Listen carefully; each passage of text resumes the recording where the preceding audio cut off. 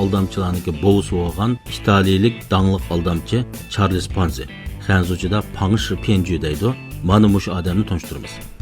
Bu Charles Ponzi degan odam italiyalik fursatparast savdogar. U 1903-yili Amerikaga ko'chman bo'lib kirdi.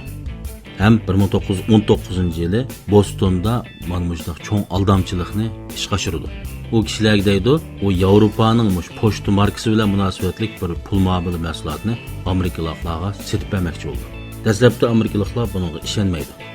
Ammo u boshqalar deydi, men 90 kunning ichida foydanglarning 50% sap foydasini qaytarib beraman deb va'da berdi.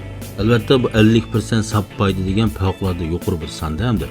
Shuning bilan nurg'un odamlar bundan gumonlandi. Ammo yana bir qism fursatparast odamlar bunga sinab boqayli deb ishinib boqadi.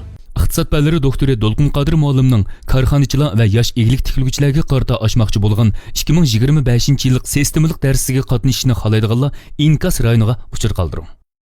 Shuning bilan oz bir qism odamlar bu mablag'ni soladi.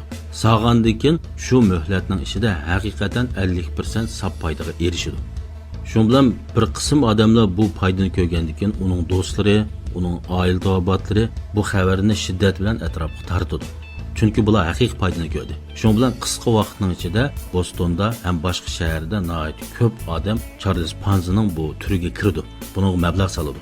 Ham ikkinchi turkumdagi, uchinchi turkumdagi nurg'un odamlarmi haqiqatan mush 40%, 50% foydaga erishadi. Erishgandan keyin buning tarqalish surati texnik kengaydi.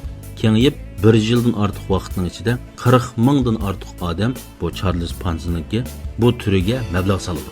1 yilning ichida bu Charles Ponzi Amerikadagi eng jalbkor kishiga aylandi.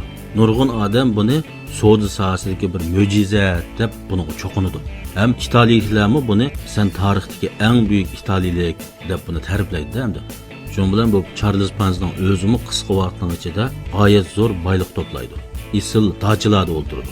Ham oqso'ngliklar turmushiga qitiladi. Ammo uzoqqa bormay buning aldamchiligi oshkorlandi. Bunun savdosi vayron bo'ldi. Amaliyotda oxirida aniqlandiki, u faqat 2 dona mush pochta zoyimini setib qo'yibdi. Amaliyotda hech nimani sotmagan, o'tirda hech qanday amaliy iqtisod obrot bo'lmagan. Hamda bu aldamchilikning mohiyati nima, prinsipi nima degan chaqda amaliyot intayin oddiy. Keyingi odamlarning yig'ilgan pulini oldingi odamning sap foydasi qilib berish.